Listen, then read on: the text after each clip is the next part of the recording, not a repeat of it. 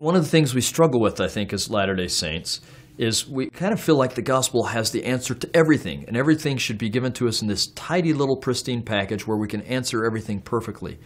But it's not that way. God is still revealing things to us, and so if we can get ourselves to the place where we are comfortable with knowing we don't have a perfect answer to everything. We don't know how every little bit of Mormon history took place, and that there are characters in Mormon history who were flawed. When we get ourselves to be comfortable with that, then a lot of these issues just go away. One of the things that I think we also kind of expect as Latter-day Saints is that our case is true based on Revelation, but since our case is true, the evidence for it must be compelling. In the end, I think that the Lord wants us to make a choice that will lead us to faith.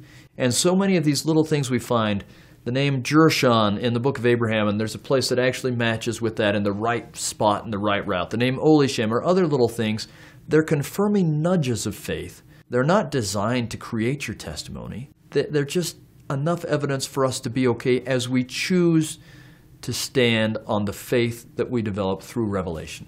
What I've found is that for people who are honestly seeking the truth, there are answers available. Those who come in with their mind already made up aren't going to be convinced one way or the other.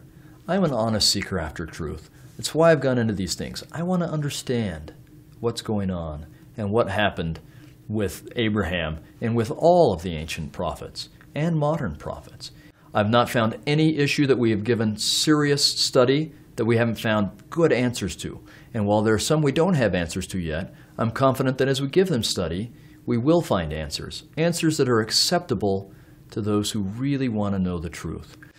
As I've studied the book of Abraham and Egyptology, it's brought questions up for me. I've had questions where I've learned something in graduate school or in my studies since then and asked, how does that square with what I've learned in church?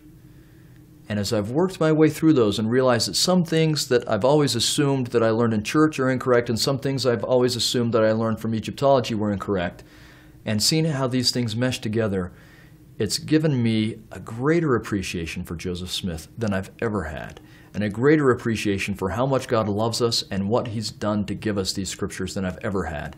It's increased my faith, and that's given me the chance to make Abraham a part of my life.